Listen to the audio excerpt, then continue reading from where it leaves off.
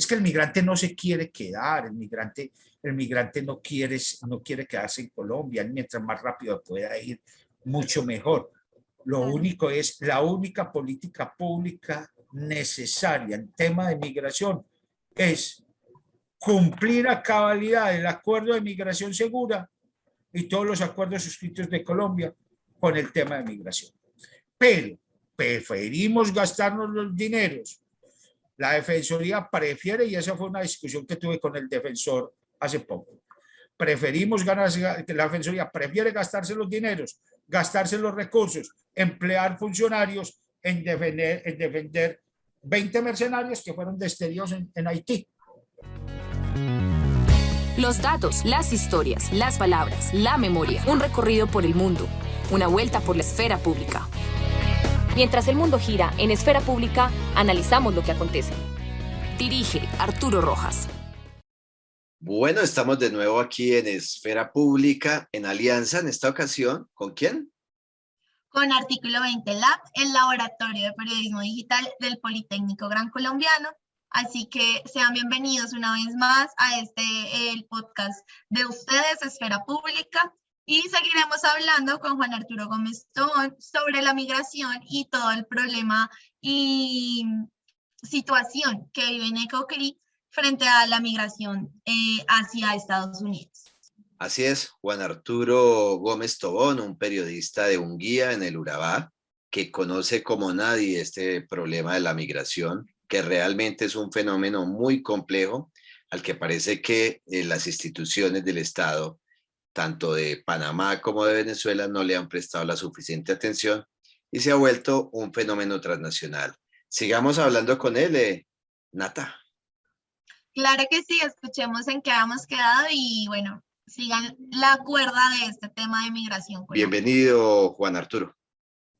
Gracias, hombre, Natalia y Tocayo. Juan Arturo, se ha creado entonces una economía semi-ilegal en esa región del país, donde funcionan, digamos, algunos negocios que están dentro de la legalidad, pero otra cantidad de personas que hacen este tipo de cobros.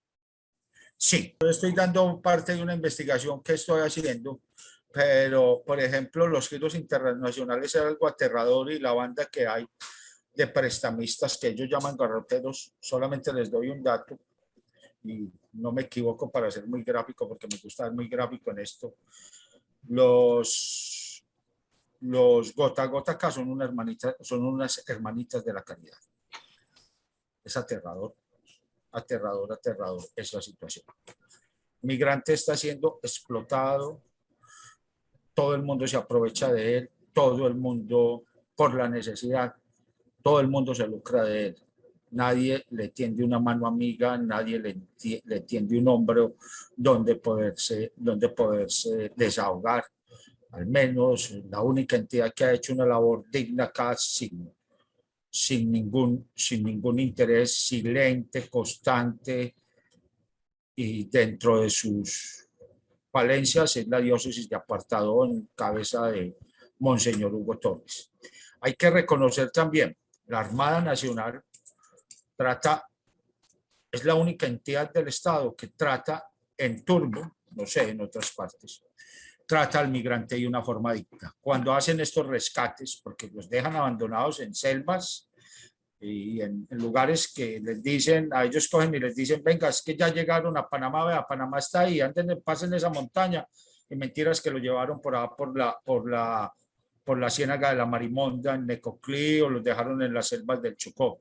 Y la Armada Nacional cada rato los rescata y les da un trato muy digno porque siempre lo he evidenciado y les hacen exámenes médicos, los nivelan a los niños, a todos los nivelan, les dan alimentación y hasta ahí ellos dicen, hasta ahí llega nuestra función, se los entregan a Migración Colombia. Juan Arturo, o sea que la economía en Necoclí, en Acandí, exagero si digo que termina siendo una economía que se sostiene a través de la ilegalidad, o sea, o hay algún tipo de economía legal que esté en esas zonas. Te voy a dar un dato, o sea, el turismo es muy importante. Capurganá, como lleva 20 años manejando este fenómeno migratorio, ya se sabe y ya hay, hay un enlace muy digno entre la migración y el turismo, y enseguida miramos eso. Pero no, o sea, la economía de Necoclí está dolarizada y la economía de Acandí está dolarizada, no es mentiras, pero yo no le he hecho, no es que estén haciendo, no es que estén haciendo el agua, sí lo están haciendo, pero lo están haciendo en las grandes distribuidoras en agosto. Pero la economía es una ley muy sencilla, la ley de la oferta y la demanda, ¿ya? Y si 20 personas están comprando una bolsa de agua, pues el que mejor la pague es el que la obtiene. Entonces es una realidad, o sea, los precios sí han subido de una forma desorbitada. Vos vas a andar por la calle de Necoclí y vas escuchando. No, entonces yo te estoy debiendo 100.000 pesos. Mira, te voy a entregar $30 y 10.000 pesos más. Te voy a dar un ejemplo, por ejemplo, que es aberrante. Al migrante le compran el dólar, los cambistas ilegales que están ahí alrededor, a 3.300 pesos. Le compran el dólar a 3.300 pesos. Entonces, cuando el migrante ya va a salir, a muchos le quedan pesos colombianos. Y le están vendiendo el dólar a ese migrante a 4.000 pesos. Entonces, mira la diferencia, cómo se aprovechan de ello. La economía, te voy a dar un dato de investigación que lo puedes encontrar. El 17%, el 20% de la población de Necoclí, dato del 2019, creo que es, principios de 2020. Según el DNP, el 20% de la población de Necoclí vive en la indigencia. No entendiendo la indigencia como se entiende culturalmente o socialmente, gente que duerme en la calle, que no, sino la indigencia como en realidad en términos económicos se entiende, personas que no tienen las necesidades básicas insatisfechas, el 20%. Alrededor del 70% está en la pobreza y un 20%, o sea, alrededor como un 10% tienen sus necesidades básicas satisfechas. De la población que vive en Necoclí. En Necoclí. Te voy a dar un dato solamente para que vamos entendiendo cómo se mueve esta economía. Cómo se movió en la pandemia, que me parece algo muy interesante. Caliche es un niño de 13 años, maletero, en Capurganá. Y yo logré hablar con Caliche, hacerle una entrevista a Caliche. Y Caliche son personas muy taimadas porque como te digo, el periodista si no le pone amarillismo, no hay noticia. Y si no existe el coyote, el cerre, no, hay seres humanos ahí que sienten, viven y piensan. Y por eso yo siempre digo que el periodista construye verdad. Y la verdad se construye desde las diferentes ópticas. Caliche me dice a mí y me empieza a contar la historia para resumirle. Vea, yo me estoy ganando mínimo $20 diarios por subir una maleta hasta el muro, ¿cierto? O por subir un bebé hasta el muro. El muro es el mojón que marca la frontera entre Colombia y Panamá. Y a mí el gobierno me está dando 32.000 pesos cada 3 meses o cada 2 meses por permanencia estudiantil. Yo antes de la pandemia, este era mi trabajo, pero con turistas. Y le llevaba las maletas a los turistas al hotel y me daban 5 o 10.000 pesos. Yo vivo con mi abuela, la eterna historia del campo colombiano. Mi mamá es del servicio en Medellín, pero yo vivo con mi abuela de 67 años porque a mi papá lo mató un grupo armado. La eterna historia. Y Caliche me dice a mí, y mi abuela hacía dulces tradicionales que son deliciosos y les va muy bien a ellas vendiendo dulces a turistas. Pero llegó la pandemia y nos quedamos sin trabajo. A mí me tocó ponerme a hacer esto. a mí, no, a mí el gobierno, y es un culicagado de 13 años, mire cómo tiene la visión del país y cómo entiende al país y cómo entiende a una patria. A mí no me queda sino la opción de ser paramilitar, coyote, raspachín o soldado. Son las cuatro opciones que me da la sociedad. Entonces, ¿para qué? Es una ilegalidad total. O sea, mientras a un joven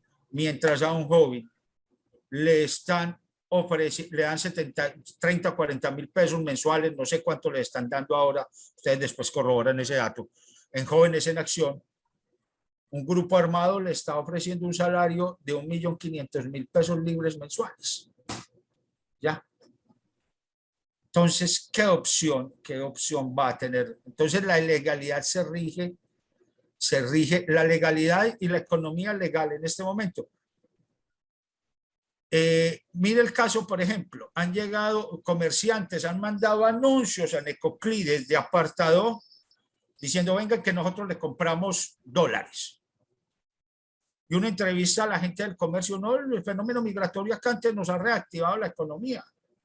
Estamos hablando de 20.000 personas que solamente se están, póngale muy barato, cada persona se está gastando $10 diarios. Póngale muy poquito. Estamos hablando de 200.000 diarios, $200.000 diarios que mueve cualquier economía. Pues Natalia alcanzó a hacer la cuenta Natalia alcanzó a hacer la cuenta que nos habías puesto. Sí, ¿cuánto dio? Natalia? Dio 112.500.000 diarios. De dólares. O Sí. sea, no, de pesos. en el tránsito de cada migrante. Ajá. O sea, es lo que se mueve, solamente en transporte, en pago de guías, en pago del transporte de la embarcación, solamente, y los pagos de coimas en esa ruta. Exacto. Solamente la economía legal, te estoy dando un dato, si en Necoclí, pongámosle $10 que se gaste cada migrante, que no es nada, porque tiene de solamente una habitación tiene que pagar $8. Pero pongámosle que se gaste 10 en promedio, estamos hablando de $200.000 diarios durante un mes que se tiene que quedar ese migrante. O sea, el migrante se está gastando en un mes, porque obligatoriamente si se va legal, se está gastando mínimamente $300 diarios al mes. Multiplica $300 por 20.000 migrantes, que es lo que se mantiene en lo último mes de migrantes en Necoclí. No, pues hay muchas poblaciones en Colombia no tienen ese presupuesto. Hay muchas poblaciones en Colombia que no manejarían ese presupuesto.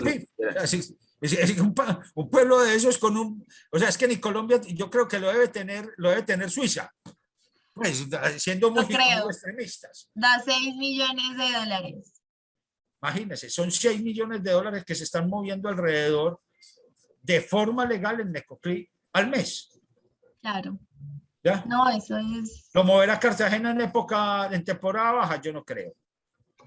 Temporada baja no creo que lo mueva. Entonces, sí. esa es la realidad. Pero ¿de dónde sale? ¿Ah? No, continúe. No, ¿de dónde sale ese dinero? O sea, es que hay que entender ese fenómeno migratorio. O sea, estos no son migrantes de estómago como tratan de hacerlo las alegatos que yo he tenido con, o sea, no, alegatos no, ellos me quedan calladitos. Pero las cantadas de la tabla que yo he tenido con funcionarios de la OIM, y yo creo que ya cuando me invitan a conversatorios, pero ese señor va a estar allá, si ese señor va a estar allá, yo no voy a estar, porque no hacen nada, nada es nada. ¿A dónde iba yo? Ay, se me fue la paloma. Estábamos hablando que no eran de estómago. ¿Ah? Sí. Que no eran migrantes de estómago. O sea, son un migrante para viajar desde Cuba hasta Colombia se está gastando entre alrededor de $8.000 o $12.000. No me digan ustedes que $8.000 no es un capital de semilla para cualquier negocio. Un migrante de África le está valiendo alrededor de $20.000 llegar hasta Necoclí. Entonces, no me digan que $20.000 aquí en la Conchinchina y en Estados Unidos es o sea, eso vale un carro de perros en Estados Unidos bien montado para vender perros en la calle con los permisos, y eso le da la vida a cualquiera. Entonces, no me digan que eso es una economía, que eso son migrantes de estómago, como le digo yo a ellos. O sea, yo soy periodista, no soy relacionista público. Ellos dicen, no, es que, y dicen, es que nosotros solamente OIM podemos ayudar a los refugiados. Y les comprobé historias de personas refugiadas, una persona refugiada por la ONU, como fue Ramón Arboláez, que le diagnosticaron cáncer en Costa Rica, en toda la frontera entre Costa Rica y Panamá. Y por 6 meses sufrió ese cáncer. Yo le envío fotos a ustedes de Ramón Arboláez y videos botando coágulos de sangre. Ustedes se quedan aterrados. Eso después de una lucha periodística que dimos y una lucha legal de uno de los mejores abogados de Estados Unidos. Hoy Ramón está gozando de su nacionalidad en Estados Unidos y tiene atención médica. Ramón tenía el carnet de refugiado de la ONU, que según eso prácticamente es una ciudadanía mundial. Eso no sirve para nada. 180 migrantes que quedaron varados en Trinidad y Tobago tienen carnet de refugiados. Mujeres, damas de blanco de Panamá tienen carnet de refugiados y no han recibido ningún apoyo. Entonces no son migrantes de estómago. Juan, y continuando también con otra parte de esta historia, usted nos había dicho que íbamos a tocar también el tema de los coyotes y los guías. ¿Por qué son coyotes? ¿Por qué son guías? ¿Cuál es la diferencia? Ahí también hay otra economía que fluye a través de eso. Sí, hay algo muy interesante. En el 2018, llegar hasta el 2018, llegar a un migrante desde Turbo, porque en esa época no salían de Necoclí, desde Turbo hasta Capurganá nomás, al migrante le estaba valiendo $700. Eso eran coyotes. Eso, hubo una cantidad de estafa, hubo violaciones. Hay 2 coyotes extraditados y condenados en Estados Unidos colombianos. Hubo una cantidad, pero el Estado colombiano no fue quien puso orden en eso. Uno que evita en la región fue el Clan del Golfo, quien puso orden en eso, desplazó a varias personas que eran coyotes en Capurganá y en Acandí y en Turbo, y dio la orden que el que se metiera en ese fenómeno se iba a hacer, pues, pagaba sus consecuencias. En este momento hay una asociación, Carlos Ballesteros. Carlos Ballesteros es un raizal de Capurganá que está creando donde Carlos fuera estudiado, Carlos Sarmiento Angulo sería más pobre que él muchas veces. Entonces está creando una cooperativa de guías, y una cooperativa de guías donde él lo solicitó capacitación al Comité Internacional de la Cruz Roja, en capacitación en derechos humanos y en primeros auxilios, y el SENA los va a capacitar en guianza. Pero Carlos viene trabajando desde mucho tiempo atrás. Con Carlos he hecho 2 veces la ruta, otras veces la hice, o sea, con el grupo de trabajo de Carlos hice 2 veces la ruta, otras veces con Coyotes la hice 2 veces también. Lo que a un migrante, el grupo de Carlos, o sea, el grupo de Capurganá le está cobrando $70, que es muy barato, de llevarlos, porque es una selva demasiado brava. Usted tiene que descansar cada 200 metros porque el aire le falta. Usted un galón de 4 litros de agua no le alcanza para llegar hasta allá. Usted tiene que subir peñas, es difícil, es aterrador. $70 por llevar a un guía hasta la parte de la frontera.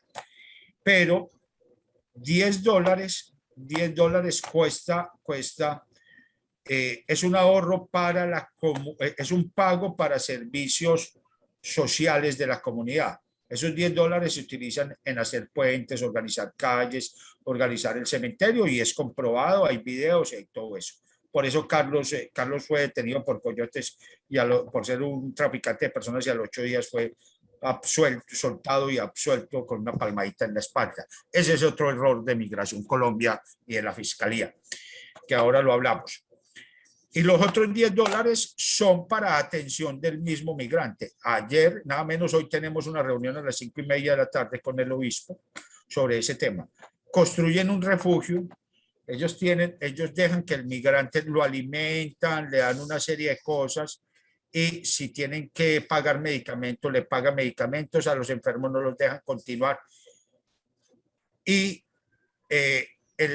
la guianza está organizada en esta forma. O sea, en este momento se repartieron, están entregando 20 migrantes a cada 2 guías.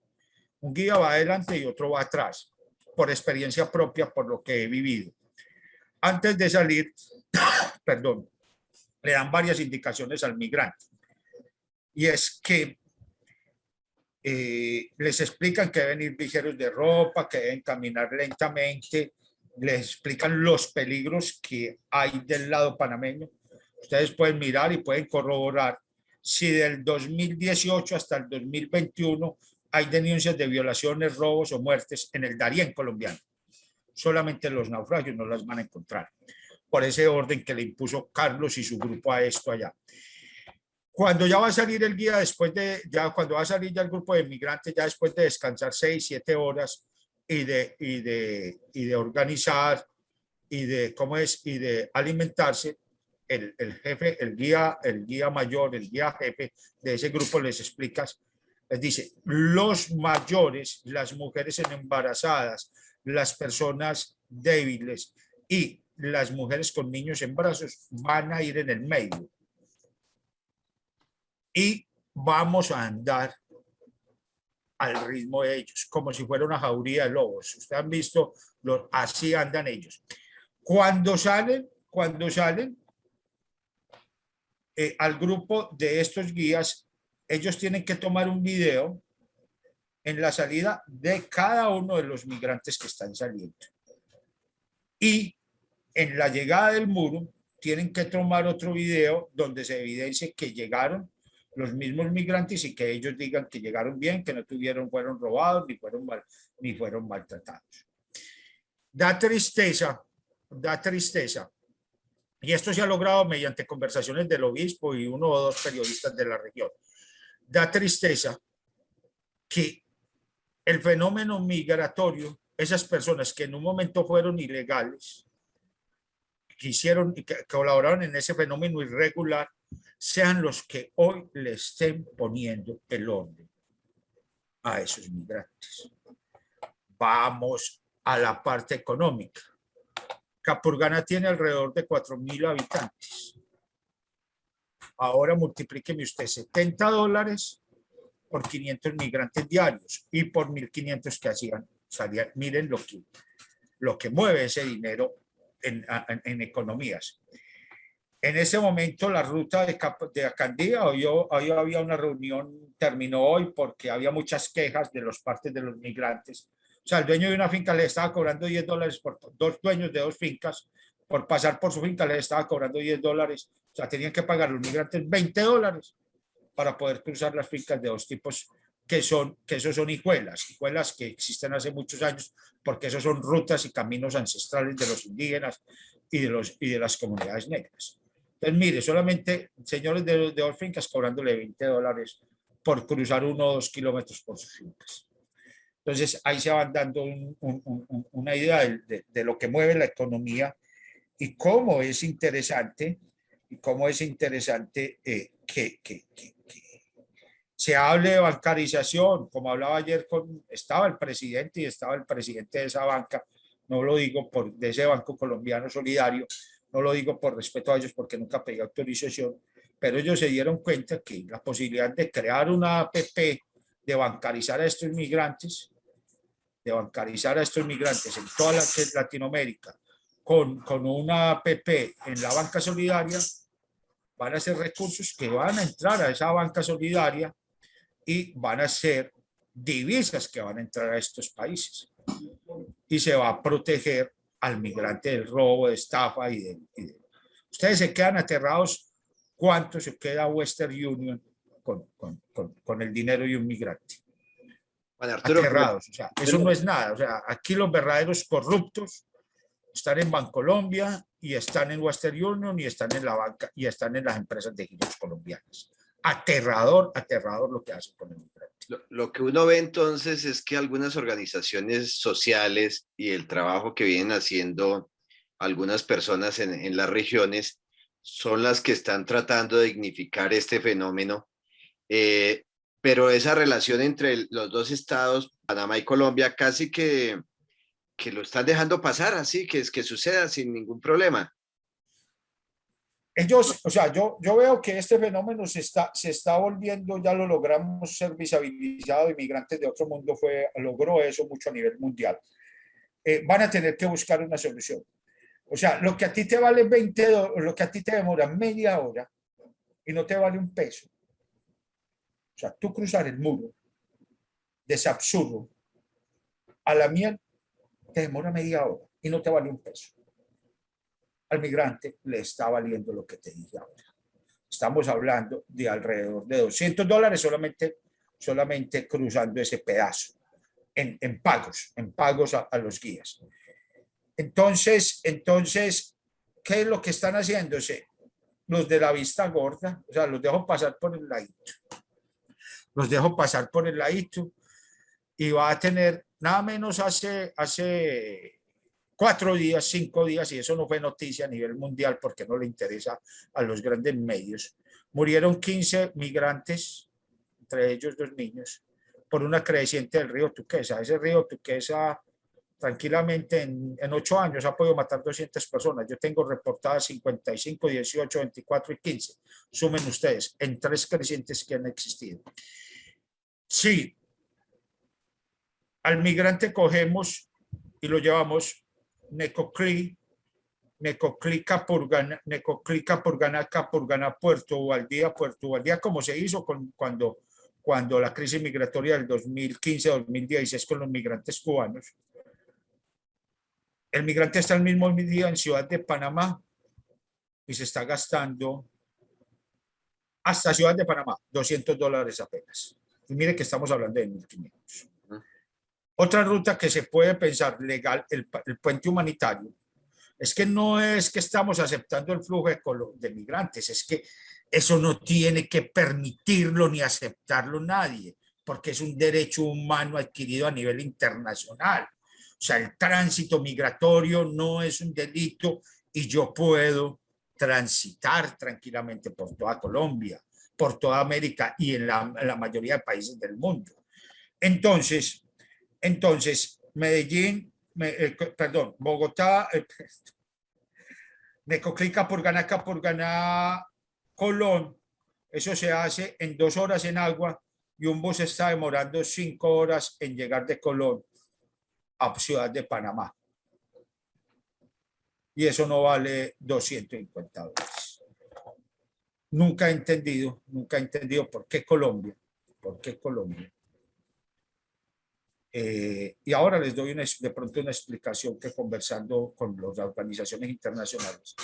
Nunca he entendido, por ejemplo, toda Centroamérica existe un flujo controlado de migrantes, un puente humanitario con flujo controlado de migrantes, que eso es siempre lo que hemos pedido y lo he pedido como periodista y como líder y en las charlas que he tenido. Costa Rica y Panamá, Costa Rica le acepta 200 migrantes diarios a Panamá. Diarios. Panamá en ese momento también hay un represamiento fuerte de migrantes. Nunca, no hay una política pública, ni siquiera una intención de que este fenómeno sea humanizado, no sé por qué. Entonces no entiendo por qué Panamá y Colombia no tienen un flujo controlado de migrantes con un puente humanitario. Ya. Conversando con respecto a las ONGs internacionales, me dan a entender 2 cosas. Una la entiendo, una me la explicaron, la otra la entiendo. Es que las organizaciones internacionales no tienen mucha confianza en el gobierno colombiano en el manejo de recursos. Esa es una de las razones. Y la otra es que, ¿por qué no le importa al migrante colombiano, el migrante extracontinental a Colombia? porque no le está generando dólares. Nada menos antier, Estados Unidos aprobó 370 millones de dólares para la atención de la población migrante venezolana. Según los últimos datos que me dio un funcionario de la ACNUR, mínimamente Colombia está recibiendo $200 mensuales de la ONU por cada migrante legalizado. Y estamos hablando de 1.300.000 migrantes. Estamos hablando de 260, así por encima. Colombia en un año, por la migración venezolana, está recibiendo mínimo, como poquito, entre 500 y 600 millones de dólares. Por el migrante extracontinental no recibe un solo peso, un solo dólar. Hay una cosa muy particular y es que varios de estos municipios de la región son los municipios que se priorizaron en el marco del acuerdo de paz y son los municipios que se denominan PED. Pero sí, yo lo que veo con la lectura que haces, Juan Arturo, es que no hay política pública que aguante así, porque no hay forma de formular una buena política pública cuando uno no sabe realmente cuánto es la cantidad de migrantes que está pasando. Digamos, las cifras están por un lado, pero el Estado no está pendiente de eso, entonces no hay política pública que aguante. No sé, yo pienso que si tenemos la solidaridad, o sea, no nos vamos tan macro, vámonos a lo práctico y a lo real, o sea, aterricémonos un poquito. Y le voy a dar una explicación por qué, y el migrante dice, es que en Urabá la gente es muy solidaria, en Necoclí la gente es muy solidaria, me atiende bien. Y volviendo a este tema de la violencia y los acuerdos con la FARC, es que el 87% de la población de Urabá somos desplazados por la violencia. Hemos sufrido en cierta medida ese fenómeno. Pero vamos a mirar un caso, el de Necoclí, el alcalde de Necoclí. El alcalde de Necoclí ha hecho bien su labor en el tema de migrantes. Me quito el sombrero ante ese señor. Y aunque es de un partido político en que yo no quiero y mucha gente no quiere, pero sí hay que al César lo que es del César y a Dios lo que hay de Dios. En el 2020, cuando se presentó el problema de la pandemia, él tenía alrededor de 680 migrantes varados en Necoclí. No tenía recursos para dónde sacarlos. ¿Cierto? No tenía recursos para dónde sacarlos. ¿Por dónde sacar para atender esta población? ¿Qué hizo? Me pareció una jugada muy inteligente y muy macondiana. Pues yo tengo un rubro que se llama atención a la población en situación de calle. ¿Ya? Por ahí sacó, porque no era mentira, estaban viviendo en la calle. Pero se le vino la Fiscalía, la Procuraduría, la Contraloría encima. Espérate un momento, creo que desactivé la cámara, ¿cierto? Sí. Se le vinieron encima porque no eran colombianos. Y ahí sí hicimos un movimiento tremendo y el hombre salió libre de esa situación. Entonces, si hay mínimamente, o sea, hizo acuerdos con el hospital y está atendiendo Necoclí, que es un municipio de sexta categoría. Maraña, raspa la olla o raspa el caldero para darle. ¿Por qué no lo puede hacer Colombia? O sea, hizo un acuerdo con el hospital y está atendiendo 50 migrantes diarios en el hospital. Y los ha trasladado, porque los ha trasladado hasta hospitales de tercer nivel y de primer nivel, perdón. En Montería murieron 2 migrantes de COVID que fueron trasladados por Necoclí. Entonces, pero si legalizamos ese flujo, ya, a mí me escriben cada rato, nada menos, ahora tengo, con el gobierno de Alemania, tengo un encuentro en el que me invitaron a Medellín a hablar de ese tema de migración. Y si Colombia legaliza, muestra ese drama, yo le aseguro que van a encontrar recursos para eso. Es el mero hecho de legalizar, por ejemplo, ese dinero que gasta el migrante. ¿Sí me hago entender? O sea, que se maneje, van a generar recursos. Es que el migrante no se quiere quedar, el migrante no quiere quedarse en Colombia, mientras más rápido pueda ir, mucho mejor. Lo único es, la única política pública necesaria en tema de migración es cumplir a cabalidad el acuerdo de migración segura y todos los acuerdos suscritos de Colombia con el tema de migración. Pero preferimos gastarnos los dineros. La Defensoría prefiere, y esa fue una discusión que tuve con el defensor hace poco, la Defensoría prefiere gastarse los dineros, gastarse los recursos, emplear funcionarios en defender 20 mercenarios que fueron despedidos en Haití. Así es. ¿Ya? Así es. Se nos está acabando el tiempo ahora sí, Juan Arturo. Tristemente. Pero sí, porque esta conversación Este tema tiene tela para cortar. No, y aquí no les he hablado ni del 2% de lo que se maneja. Por eso. Esperamos tenerlo en otra ocasión. Quisiera terminar haciéndole una pregunta pues muy corta. Los migrantes logran pasar el tapón del Darién.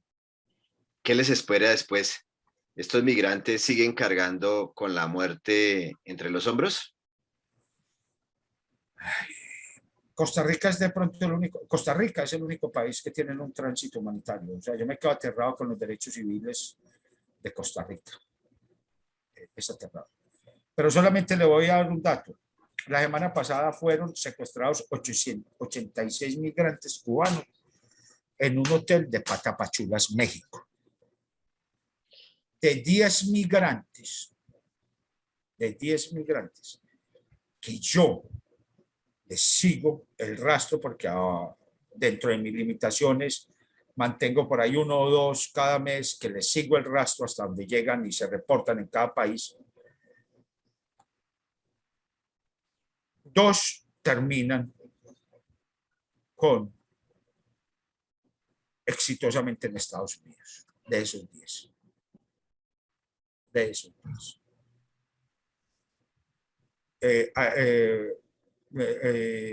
Estados Unidos deportó 16,000 migrantes, entiendo, la semana pasada. Eso no fue casi noticia internacional. Sí, no, eso. Y vieron lo de los enlazados y todo eso, no sé si vieron las fotos. Eso es lo que le espera al migrante. Vuelvo al tema del derecho y qué necesita, donde Colombia les dé una explicación, que es una obligación de Colombia, los derechos que tiene. En este momento Estados Unidos, tiene un trato migratorio especial para venezolanos, cubanos y haitianos. Esta persona se puede quedar hasta 2 años en Estados Unidos, no les dan la green card, pero sí pueden trabajar y reciben un subsidio del Estado hasta si la situación en esos países se legaliza, o si no, ya un juez evalúa su nacionalidad, pero esto no lo saben los migrantes. El haitiano no lo sabe. Esto, o sea, si Panamá, por ejemplo, hay un pequeño, no, mentira, me tengo que quedar callado en eso, porque esto es internacional, pero si hay países, les voy a dar una luz, si hay países muy interesados, por ejemplo, como Canadá, en dar una mano. Entonces miremos, si a un cura de un pueblito como Necoclí lo busca el gobierno panameño, si a un reporterito si a un reporterito del Darién lo busca el gobierno canadiense, así venga, busquemos una solución a ese tema. Entonces, si hay gente a quien pueda colaborar e interesar este tema. O sea, Canadá creo que está en la capacidad de recibir con ciertas condiciones 50,000 migrantes anuales porque tiene muchos territorios sin poblar. Pero lo que les espera es aterrador. En este momento, le voy a dar un dato solamente. En este momento estoy iniciando la preproducción de un documental para traficantes porque hemos identificado posibles tráfico de órganos, personas para tráfico de órganos. Eso está para otro podcast, otro video podcast. Claro. Y seguramente seguiremos hablando, Juan Arturo. Lastimosamente se nos acabó hoy el tiempo, pero esperamos tenerlo en otra ocasión. Quiero agradecerle de todo corazón porque nos ha ayudado a entender este fenómeno a los que estamos lejos de ese territorio. Muchísimas gracias por estar acá en esta alianza entre Esfera Pública y Artículo 20, el Laboratorio de Periodismo Digital del Politécnico Gran Colombiano. Muchas gracias a ustedes por darme, en cierta forma, y creo que esa es la función, creo que lo dijo creo que fue Kapuczynski u otro dijo. O sea, me he vuelto un vocero de los migrantes y pienso que esa es mi función. Pienso que esa es mi función y un poquito, despidiéndome con un poquito de periodismo, no estoy de acuerdo con ese periodismo que está haciendo ahora, de ir máximamente todo por WhatsApp, o si no, venir 2 días a Necoclí y escribir una primera página. Si yo voy a hablar de migración, si yo voy a hablar de desplazamiento, yo tengo que vivir lo que vive el migrante, tengo que vivirlo. O sea, yo he dormido donde duerme el migrante, he comido lo que come el migrante, he caminado lo que camina el migrante, lo que camina el migrante, he sufrido esas necesidades para poder, que es de la única forma de entender este fenómeno. Con ir a tomar yo 2 fotitos y hablar hacer 2 entrevistas o decir, haceme el favor, yo te mando la platica, eso es así, yo te mando la plata y te vas para Necoclí y me entrevistas a 2 migrantes. No. Esa no es la forma de hablar del tema. Tenemos que profundizar más de este tema y el migrante se aprende mucho, mucho. Y usted medio le entiende una mano y ya quiere un abrazo y se vuelve un amigo para usted. Esfera Pública, 180 grados de información y 180 grados de análisis. Mientras el mundo gira, en Esfera Pública analizamos lo que acontece.